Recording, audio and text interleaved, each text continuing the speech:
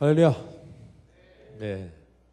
오늘은 하나님의 은혜를 알라, 그런 제목으로 하나님의 말씀을 증거하도록 하겠습니다. 하나님의 은혜를 알라. 한국 속담에 물에 빠진 사람 구해주었더니 보따리 내놓으라 한다, 그런 속담이 있습니다. 무슨 내용이냐 하면은 물에 빠진 사람 목숨 걸고 구해줬더니 감사를 표현하기는커녕 자신이 물에 빠져 있는 동안에 보따리가 하나 있었는데, 가방이 하나 있었는데 가방을 잃어버렸어요. 가방이 없어요. 그래서 자신을 구해준 사람에게 내 가방 어디 있냐고 묻는 거예요.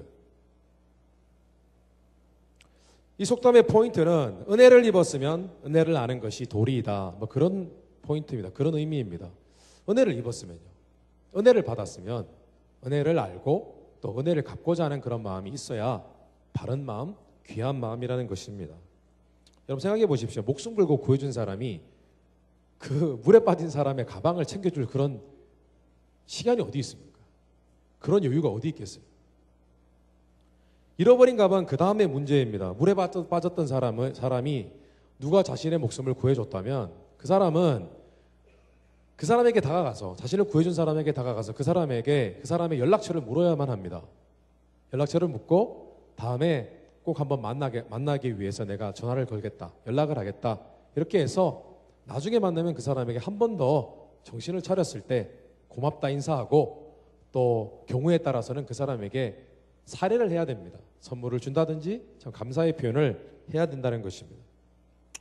여러분, 오늘 말씀에 제가 방금 말씀드린 그런 속담과 비슷한 일이 일어났습니다. 예수님께서 어떤 마을로 걸어가시는데, 걸어가시다가 10명의 나병 환자, 문둥병, 여러분 아시나요? 온몸이 이렇게 썩어 들어가는 그런 병입니다. 코도, 시간이 지나면 코도 막 떨어지고 손가락도 떨어지고 그런 병입니다. 근데 그 병을 앓는 10명의 사람들이 예수님을 불렀습니다. 그것도 간절히 불렀습니다. 예수님이 병을 고치실 수 있는 그런 능력이 있다는 것이 이미 소문이 퍼졌기에 그 사람들은 예수님을 간절히 불렀습니다.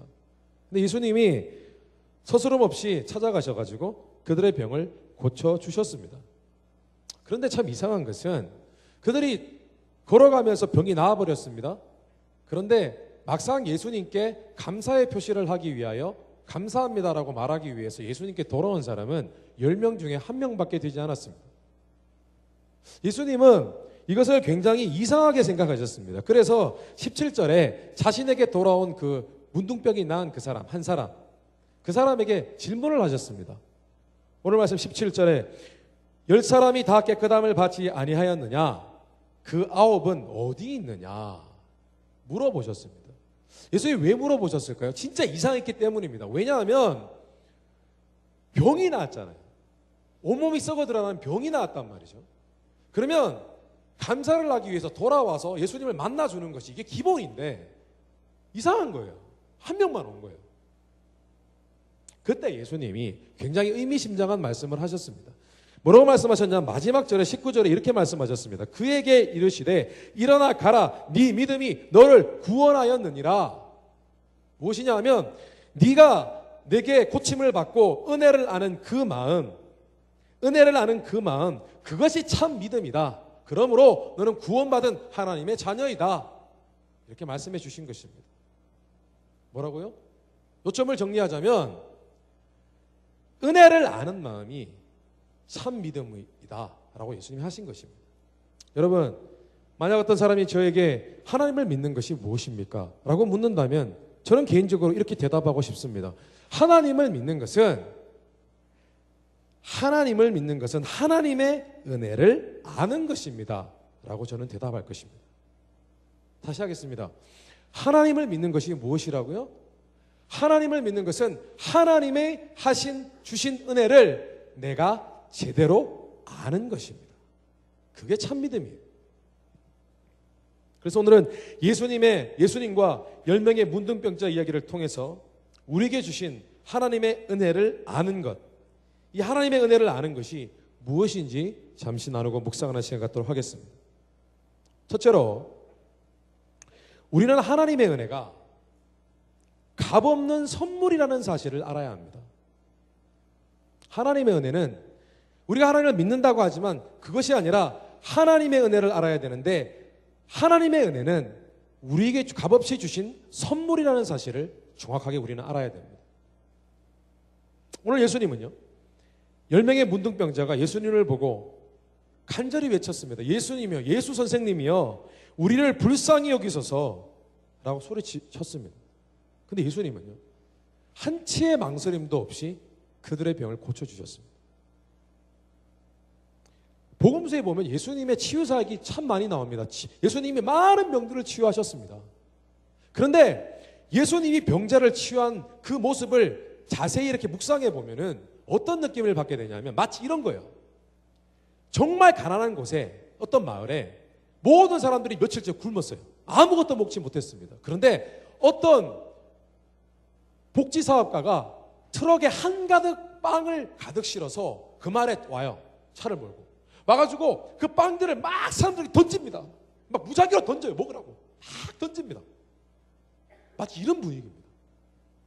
예수님은 누구든지 아파서 자신에게 다가오는 그 모든 자들을 조금도 망설임 없이 그 자리에서 고쳐주셨습니다.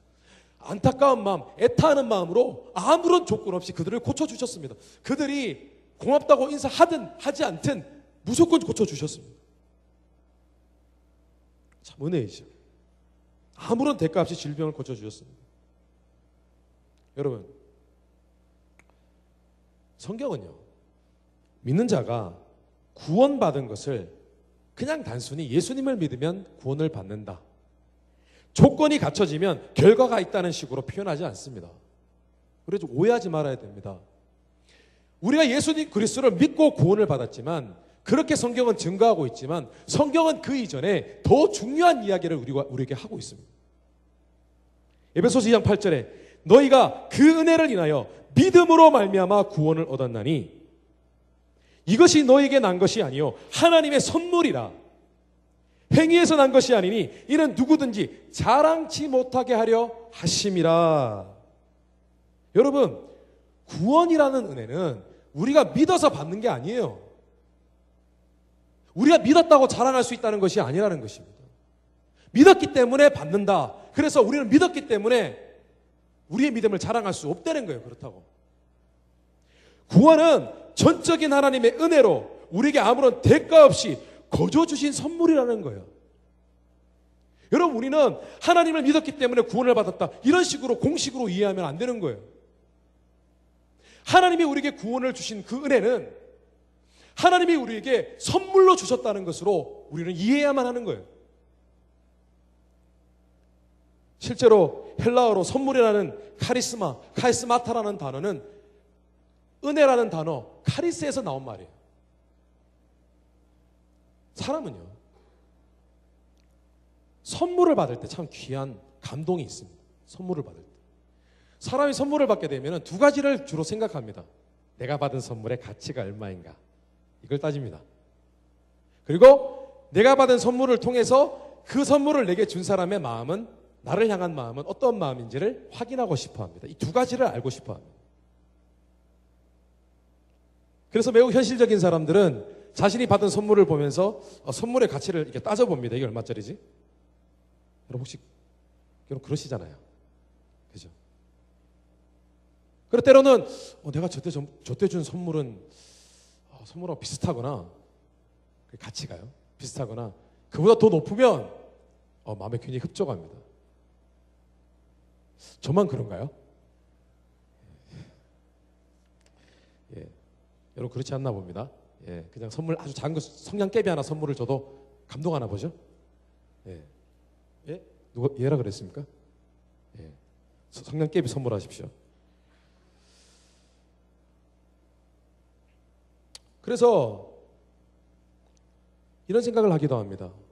선물이 가치가 좀 적다, 내가 생각하는 기대하는 것만큼 선물이 가치가 좀 적다, 떨어진다라고 생각이 들면은 저 사람이 나를 그렇게 이렇게 나를 되게 귀하게 생각하지 않나 보다라는 그런 느낌을 받을 때도 있습니다.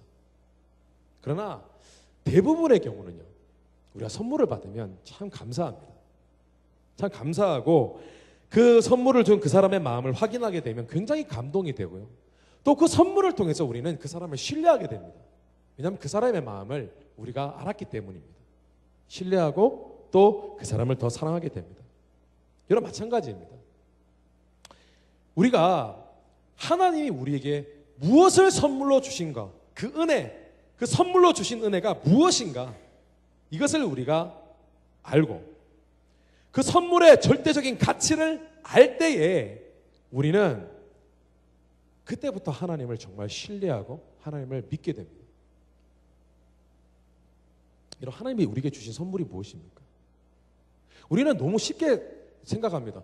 우리 하나님을 믿었기 때문에 하나님이 우리 구원을 선물로 주셨다. 맞습니다. 틀린 얘기는 아닙니다. 그런데 우리가 조금 더 본질적으로 들어갑시다. 구원이라는 포장이 있지만 그 포장지 안에 들어가 있는 하나님이 정말 우리에게 주신 선물은 무엇일까요? 오늘 성경 말씀을 보면은 하나님은 우리에게 하나님의 귀한 아들을 주셨다고 말씀하고 있습니다. 하나님이 우리에게 그냥 구원, 천국 이런 걸 주신 것이 아니라 우리에게 독생자 예수 그리스도 하나님의 아들, 그분을 우리에게 주셨다고 말씀하고 있다고요. 그 아들이 어떤 하나님입니까? 성자 하나님으로서 자신의 신적인 능력을 포기하고 낮은 사람의 몸을 입고 우리에게 오셔서 자신의 몸을, 생명을 주신 것입니다. 여러분, 우리가 하나님으로부터 받은 것은요, 단순히 구원 천국이 아니라 예수 그리스도 하나님의 아들, 하나님 바로 그 자신을 우리에게 주신 거예요. 그래서 성경 말씀에 보니까 하나님이 이 아들을 주셨을 때에 하나님이 우리를 얼마나 사랑하셨는가를 우리가 깨달아야 한다고 증거하고 있습니다. 로마서 5장 8절에 우리가 아직 죄인 되었을 때에 그리스도께서 우리를 위하여 죽으심으로 하나님께서 우리에게 대한 자기의 사랑을 확증하셨느니라. 가끔씩 우리 YDC 형제 자매들을 보면은 참 놀라울 때가 있습니다. 어떨 때 놀라움을 느끼냐 하면은 형제 자매들이 아무것도 한 일이 없는데, 하나님께 심지어 기도조차 한 적이 없는데, 그들이 교회를 왔더니, 그들이 예수님을 믿기 시작했더니 그들의 삶이 갑작스럽게 급격하게 변하고, 하나님이 마치 어떤 선물을 미리 준비했다가 너 이제 왔느냐, 내가 이제 너의 삶을 축복하기를 원한다 라고 말씀하시는 것처럼 막 삶에 놀라운 변화들이 일어나는 것을 가끔씩 보게 됩니다. 우리 YDC에서 온 어떤 한 자매는 2년 넘게 공황장애로 운전조차 힘들어하던 그런 자매가 있었습니다. 2년 넘게 공황장애를 겪었어요. 여러분, 공황장애가 뭔지 아십니까? 공황장애가 아니고요, 전 처음에 옛날에는 공황장애 그러길래 공항에서 겪는 어떤 그런 건 줄 알았습니다. 공항에 나가면 막 이렇게 막 갑자기 두렵고 막 이런 거. 근데 공황장애더라고요. 공황장애는 뭐냐면은 그냥 마음이 굉장히 답답하고 불안함이 시작되면은 이루 설명할 수 없을 만큼 마음이 힘들어지는 그런 마음의 병입니다. 그런데 이 자매가 YDC 예배를 드리기 시작하면서부터 공황장애가 없어져 버렸어요. 할렐루야. 여러분, 예배의 능력을 믿으십니까? 여러분, 이 시간 하나님이 여러분에게 보이지 않는 영적인 선물을 주고 계세요. 정확히 그게 뭔지 모르겠어요. 그러나 각 사람에게 맞는 선물을 주기를 원하세요. 왜냐? 하나님은 그의 아들을 우리에게 선물을 주실 만큼 우리를 사랑하시기 때문이에요. 이런 치유의 능력이 일어나는 이유는 단순히 예수 그리스도를 지식적으로 믿었기 때문에 이런 일들이 일어난 것이 아니라 그 자매가 하나님의 아들을 이 안에 가졌기 때문이에요. 주님 주신 아들을 내 안에 갖고 있기 때문에 믿음으로 그런 역사가 일어나는 것입니다. 고린도서 4장 7절에 우리가 이 보배를 질그릇에 가졌으니 이는 심히 큰 능력은 하나님께 있고 우리에게 있지 아니함을 알게 하려 함이라. 뭔 뜻이냐면은 너희가 예수 믿는 게 중요한 게 아니라 너희 안에 하나님이 주신 선물, 그 아들 예수를 갖고 있는 것, 그걸 기억하라는 거예요. 그게 능력이라는 것이. 여러분, 우리가 하나님의 은혜를 선물로 이해하기 시작하면 우리는 삶 속에서 언제나 우리의 필요를 채워주기 원하시는 하나님을 그때부터 온전히 신뢰할 수 있게 되는 거예요. 그때부터 신뢰할 수 있게 되는 거예요. 우리가 단지 믿어서가 아니라 정말 하나님이 내게 주신 것이 무엇인지를 뼈저리게 이해하고 알게 되고 깨닫게 되면은 여러분, 하나님을 신뢰할 수밖에 없어요. 그때부터 진짜 하나님과의 영적인 그런 개인적인 관계 속에서 살아있는 신앙생활을 하게 되는 것이에요. 기도할 수밖에 없어요. 하나님께 붙들고 하나님을 매달릴 수밖에 없어요. 로마서 8장 32절에 자기 아들을 아끼지 아니하시고 우리 모든 사람을 위하여 아들을 내주시니가 어찌 그 아들과 함께 모든 좋은 것을 우리에게 주시지 아니하겠느냐. 여러분, 이때부터 하나님을 매일같이 신뢰하는 삶이 시작되는 거예요. 하나님 아들을 주셨는데, 하나님 내게 아들을 주셨는데, 하나밖에 없는 하나님 자신을 주셨는데,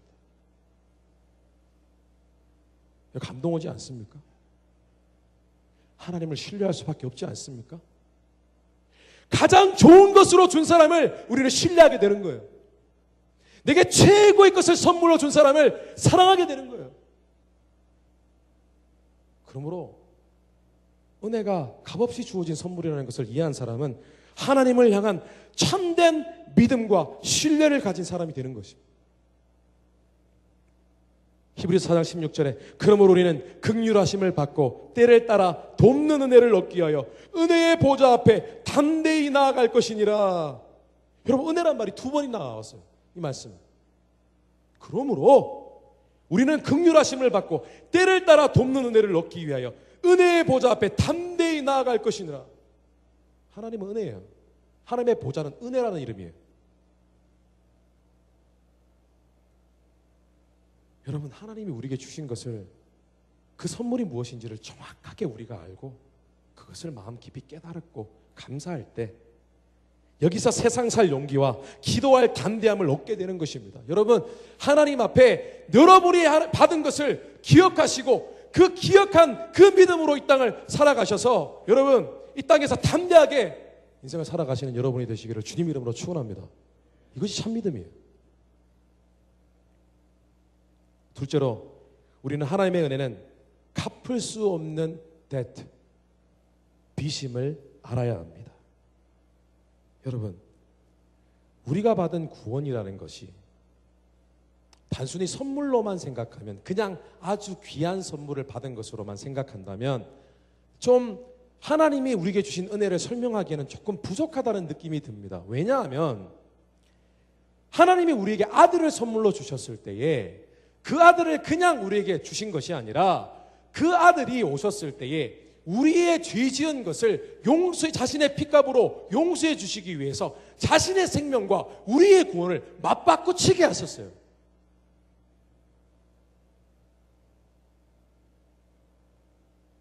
베드로전서 3장 18절에 그리스도께서도 단번에 죄를 위하여 죽으사 의인으로서 불의한 자를 대신하셨으니 이는 우리를 하나님 앞으로 인도하려 하심이라. 육체로는 죽임을 당하시고 영으로는 살리심을 받으셨으니. 우리가 선물로 받은 구원의 은혜는 단순히 감격에 겨운 그런 귀한 선물이 아니라 평생을 갚아도 우리의 육체의 생명과 영혼을 다 드려도 갚을 수 없는 그런 마음의 빚을 진 것이 여러분 하나님의 은혜입니다. 마음의 빚이에요. 우리 갚을 수 없어요. 근데 마음의 빚이에요. 오늘 말씀에 나오는 문둥병이라는 병은 오늘날에는 한센병이라고 부릅니다. 한센병. 그런데 이 문둥병, 나병이라 불리는 이 질병은요, 굉장히 독특한 병입니다. 피부가 그냥 망가져요. 사람의 말초신경이 죽어 없어집니다. 그러면서 점점 피가 통하지 않으면서 점점 마지막 우리 몸의 끝부분, 이런 손가락, 발가락, 여러분 코 이런 부분이 다 헝클어지고 망가지는 병입니다. 그래서 이 병의 이 독특한 증상 때문에 성경에서는 영적으로 이 병을 어떤 상징적인 의미를 두는데, 그 상징적인 의미가 무엇이냐면은 인간의 죄로 인해서 다시 회복할 수 없을 만큼 망가져버린 인간의 인생, 그리고 심판받을 수밖에 없는 그들의 운명, 이것을 상징하는 것이 바로 나병, 문둥병, 한센병입니다. 물론 지금은 의학의 발달로 치료제가 있습니다. 그러나 예수님 당시까지만 해도 이 병은 걸리는 것 자체만으로 여러분 다시는 마을에 들어가서 자신의 친척들과 자신의 친구들과 살 수 없습니다. 격리되어 살아야 합니다. 왜냐하면 그 병에 걸렸다는 것은 아주 부정하고 그리고 죄 있는 사람으로 취급받았기 때문입니다. 그렇기에 여러분, 오늘 예수님이 10명의 나병 환자를 고쳐주신 것은 하나님이 이 사람의 죄들을 용서해 주시고 하나님이 정말 이들을 사랑하셔서 큰 은혜를 베푸셨다는 것을 의미합니다. 그래서 14절에 예수님이 그들에게 보시고 이르시되 제사장들에게 너희 몸을 보이라 하셨더니 그들이 가다가 깨끗함을 받은지라 라고 하신 예수님의 말씀은 굉장히 의미심장한 겁니다. 예수님이 뭐라고 하셨다고요? 네 병이 이제 고침을 받았다 라고 하시지 않았습니다. 네 모습을 가지고 제사장에 가라고 했습니다. 이게 무슨 말이냐면은 너희가 지금까지 이 병 때문에 격리당해서 왕따당하고 너희가 외롭고 고독 속에 살았고 두려움 속에 살았지만 너희가 이제 떳떳이 너희 병을 고침받았기 때문에 떳떳이 마을로 들어가서 살아라는 거예요. 그리고 너희 마음 안에 있었던 상처도 깨끗이 깨끗이 벗어버리라는 것입니다. 자유하라는 것이에요. 당시에 문둥병이나 아니면 굉장히 악성 그런 피부병을 앓았을 때에는 그들이 다시 마을로 돌아가려면은 제사장에게 가서 자신의 병이 깨끗이 치유함을 받은 것을 보여줬어야 됩니다. 제사장이 당신은 다 나았습니다. 그래야 마을로 돌아갈 수 있는 것입니다. 예수님은 가서 제사장에게 검사받고 네 마음에 있었던 외로움과 절망을 내려놓고 회복된 인생을 살라고 그런 말씀을 하신 것입니다. 여러분, 이런 정황을 따지고 보면 10명의 문둥병자는 정말 큰 은혜를 입은 거예요. 몸과 마음이 문드러지고 있는데 여러분, 예수님이 그 병을 완전히 고쳐주신 것입니다. 그래 참 이상합니다. 9명은 예수님께 다시 찾아오지 않았습니다. 여러분, 오늘 말씀에 자세히 읽어보면은 한 명 예수님께 다시 돌아온 그 사람이 굉장히 오버합니다. 오버하는 것 같습니다. 막 큰 소리로, 오늘 성경 말씀에 나와 있습니다. 큰 소리로 소리질러 하나님께 영광을 돌리고 예수님께 나와서 예수님의 발 앞에 엎드려 감사를 드렸다라고 되어 있습니다. 굉장히 오버하는 것 같죠. 그런데 그 문둥병이 얼마나 심각한 병인지, 그리고 얼마나 사람을 고독하게 하고 힘들게 하고 상처를 주는 병인지 그것을 여러분이 안다면 여러분, 이 사람이 하는 행동이 결코 오버한 행동이 아니라는 것입니다. 오히려 이 9명, 예수님께 돌아오지 않은 이 9명이 이상한 사람들입니다. 여러분, 만약에요, 하나님이 우리에게 주신 이 구원이, 하나님이 우리 죄를 용서해 주신 것이, 그 아들을 보내신 것이 그냥 단순히 선물로 주신 것이 아니라 이것이 우리를 살리기 위해서 자신의 생명과 맞바꾸셨음을, 우리 안에 있는 그런 문둥병과 같은 그런 죄를 용서해 주시기 위해서 자신의 생명을 맞바꾼 것, 바로 그것으로 우리가 받아들이기 시작한다면 여러분, 우리는 하나님의 은혜가 너무 무겁게 느껴져야만 합니다. 하나님의 은혜가 도저히 내 마음으로 감당할 수 없을 만큼 무겁고 크게 느껴져야만 합니다. 그리고 우리 마음 가운데 빚진 마음이 있어야 합니다. 여러분, 그것이 믿음이에요. 이런 하나님의 은혜를 깨달았던 사도 바울은 이렇게 고백했습니다. 그러나 내가 나 된 것은 하나님의 은혜로 된 것이니 내게 주신 그의 은혜가 헛되지 아니하여 내가 모든 사도보다 더 많이 수고하였으나 내가 한 것이 아니요 오직 나와 함께 하신 하나님의 은혜로다. 여러분, 바울이요 참 대단합니다. 뭐라고 얘기하냐면은 내가 하나님의 은혜를 깨닫고 보니 이 은혜가 너무 무겁다는 거예요. 이 은혜를 감당하기가 너무 무겁고 힘들다는 거예요. 이거 정말 내가 이런 은혜를 받았는데 내가 어떻게 살아야 할까 고민하다가 주님의 부르심을 받고 사역을 하게 되었는데, 사역을 하다 보니까 그냥 사역을 할 수가 없는 거예요. 그래서 나와 같은 그런 다른 목회를 하는 사역자들보다 더 많이 수고했다는 거예요. 자기는 미친 듯이 달렸다는 거예요. 왜냐? 그 은혜가 너무 무거워서, 너무 그 은혜가 너무 커서 그냥 대충 살 수 없었다는 것입니다. 그래 놓고 또 바울이 뭐라고 얘기하냐면, 그렇게 열심히 내가 하나님을 위해 살았던 것도 하나님의 은혜라는 거예요. 이 말이 안 되잖아요. 이해가 안 되는 표현이에요. 성경은요, 고린도서 6장 1절에 우리가 하나님과 함께 일하는 자로서 너희를 권하노니 하나님의 은혜를 헛되이 받지 말라라고 했습니다. 여러분, 예수를 믿는 사람들은요, 하나님의 은혜가 얼마나 무겁기 때문에, 무거운 걸 알기 때문에, 그 은혜, 그 도저히 갚을 수 없는 빚과 같은 그 은혜, 빚, 데트와 같은 그 은혜 때문에 내가 어떻게 살아야 할까 고민해야 합니다. 주님 은혜가 얼마나 큰데 내 인생이 이렇게 함부로 살 수 없다라는 고백이 있어야 합니다. 여러분 18세기에 영적인 대각성 운동을 주도했던 조나단 에드워드 목사님은 자신이 하나님을 만나고 회심했을 때 하나님의 은혜가 얼마나 큰지 깨달았습니다. 그때 이 목사님이 인생에서 나는 앞으로 이렇게 살겠다라고 글을 썼는데 70가지를 썼습니다. 70가지의 디시전을 했습니다. 그것을 조나단 에드워드의 70가지 결심문이라고 얘기합니다. 제가 그 가운데 몇 가지를 읽어드리겠습니다. 조나단 에드워드가 어떤 결심을 인생에 했는지, 하나님의 은혜가 컸기 때문에 내가 이렇게 살 수밖에 없다라고 한 결심. 첫 번째는 이런 말이 있습니다. 나의 전생에 동안 하나님의 영광과 나 자신의 행복과 유익과 기쁨에 최상의 도움이 되는 것이면 무엇이든지 하자. 지금 당장이든지 아니면 지금부터 수많은 세월이 지나가든지 간에 시간은 전혀 고려하지 말자. 내가 해야 할 의무와 인류 전체의 행복과 유익에 최상의 도움이 되는 것이면 무엇이든지 하자. 내가 부딪히게 될 어려움이 무엇이든지 간에 또한 그 어려움이 아무리 많고 크다 할지라도 그렇게 하자. 이게 1번입니다. 대단하죠. 5번. 한순간의 시간도 절대로 낭비하지 말고 그 시간을 가능한 최대로 유익하게 사용하자. 6번.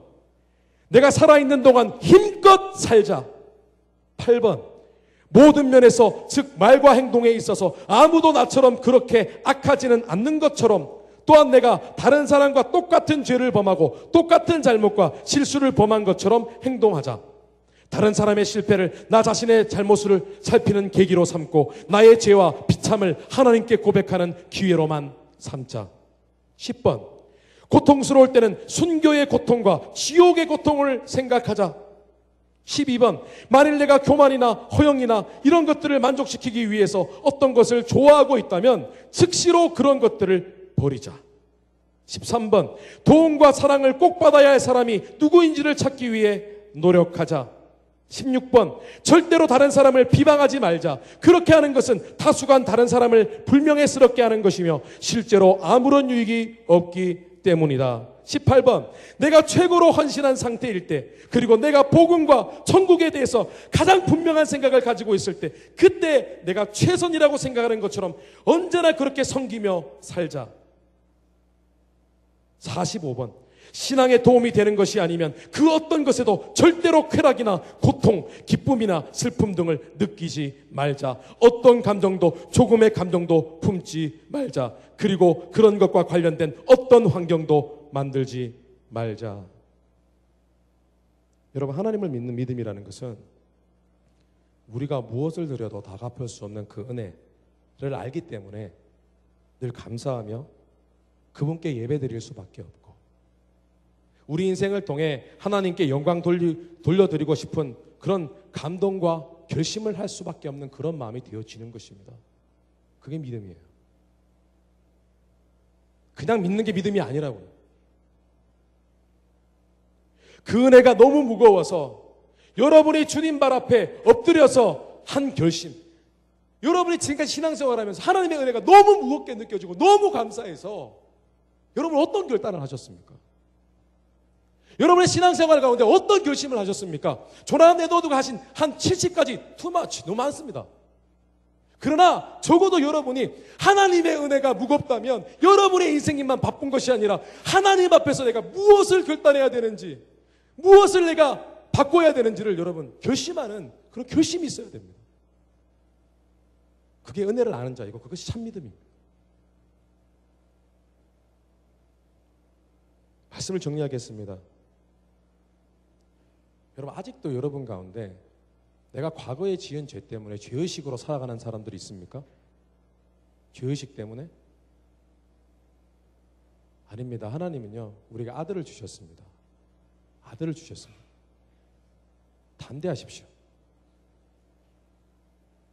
아들을 주시니까 어찌 다른 것을 우리에게 필요로 주시지 않겠습니까? 담대하게 하나님께 신앙생활 하십시오. 담대함을 갖고 여러분 살아가시기를 주님의 이름으로 축원합니다.